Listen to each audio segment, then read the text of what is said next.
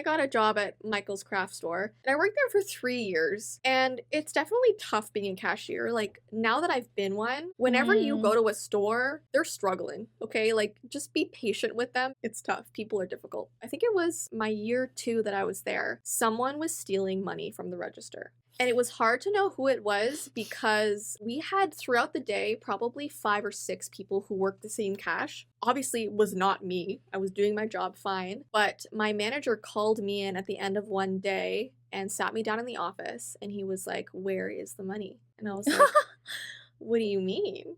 And he was like, "Well, whenever we check the money at the end of the day, we're always, out like $50 to $100. It was crazy." And I was like, "Well, like, it's not me." Like, they literally had cameras right behind us where the cash was all day long, like playing, unless they were fake. But I was like, "Can't you just look through the cameras? We don't have time and staff to do that." I'm like, "Well, you can't just bring people in here then and accuse them. Like, you need to do a proper investigation."